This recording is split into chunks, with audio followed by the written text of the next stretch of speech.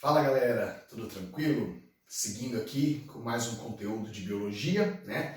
Hoje a gente vai falar um pouquinho sobre o neodarwinismo, né? Só para dar uma relembrada, o que era o darwinismo, né? O darwinismo é uma das teorias da evolução e o que foi pensado pelo Charles Darwin, né? Que basicamente as espécies elas evoluíam a partir da seleção natural atuando sobre a variabilidade. Então, a teoria de Darwin diz que existe a variabilidade, né, até mesmo dentro da mesma espécie, e a partir da mudança do ambiente, ele acaba selecionando os indivíduos mais aptos a partir dessa variedade que existe aí, essa variabilidade que existe no ambiente, tá? Um ponto é que o Darwin ele não conseguiu explicar o que causava variabilidade nos seres vivos. Por quê?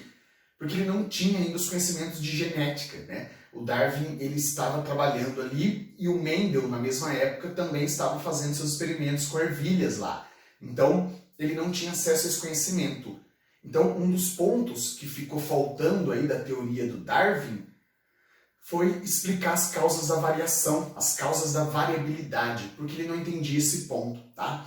Então, muito tempo depois, muitos estudos, né, feitos a várias mãos, vamos dizer assim, muitos pesquisadores conseguiram, juntando os trabalhos de Mendel com os trabalhos de Darwin, né, então uma junção aí de ecologia, genética e de evolução, trazer para a gente a chamada teoria sintética da evolução, ou o neodarwinismo, tá? Então, basicamente, essa última parada, vamos dizer assim, no caminho da evolução que a gente trata, que é o neodarwinismo, ele vem para explicar o que o Darwin não conseguiu. Então, o neodarwinismo explica o que são as principais causas das variabilidades que surgem nos organismos, tá? Então, essa teoria sintética, quais são os pontos principais dela?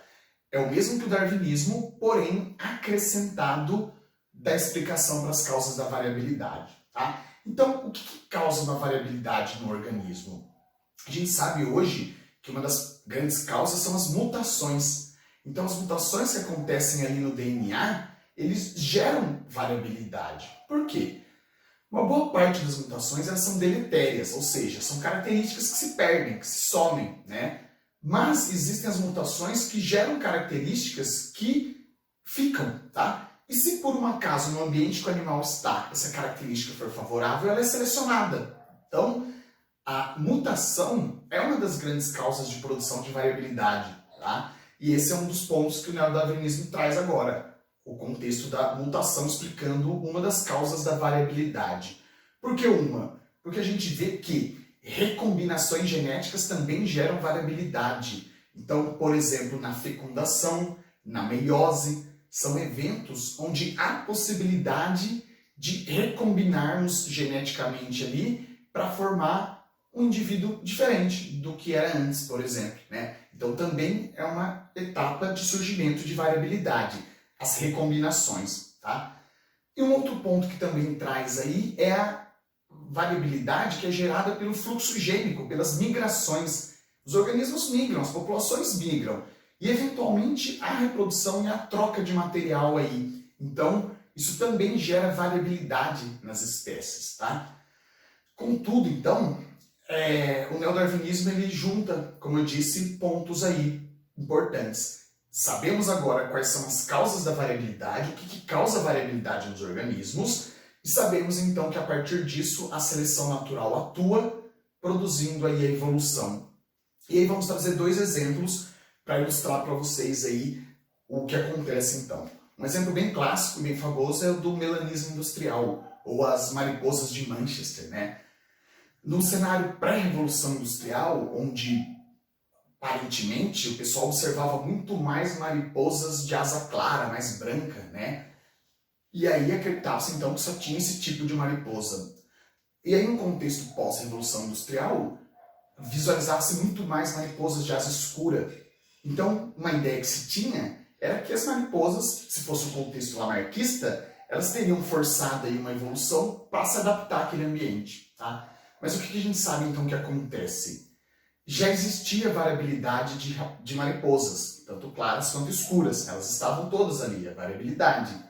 Porém, num contexto pré-revolução, que as árvores tinham um tronco mais claro, as de asa clara conseguiam se camuflar melhor, portanto não eram predadas e sobreviviam, sendo selecionadas positivamente.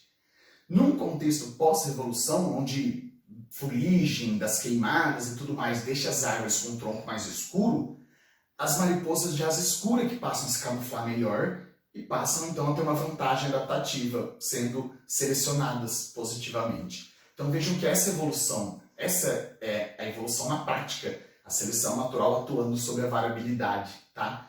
Um outro exemplo também que a gente tem é antibióticos, inseticidas, substâncias aí que criam resistência, tá? Não é criar resistência. O que acontece é que selecionamos os organismos mais resistentes. Por exemplo, lá no caso da dor de garganta, uma infecção. Quando você toma antibiótico, você vai matando primeiro as mais fracas e, ao final do tratamento, você mata inclusive as mais fortes que ficam ali. Que essas fracas e fortes são geradas por variabilidade.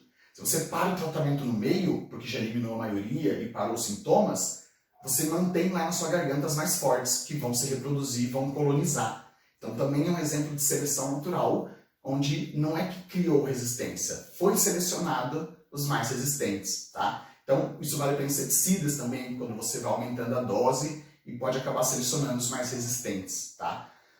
Então, galera, é um conceito bem importante, tá? Que fecha aí a teoria da evolução, onde tem o lamarckismo, darwinismo e o neodarwinismo, trazendo para vocês, então, todo o contexto de como acontece a evolução e a história do nosso planeta, ok? Então, muito obrigado pela atenção e espero que tenha aproveitado esse conteúdo. Até mais!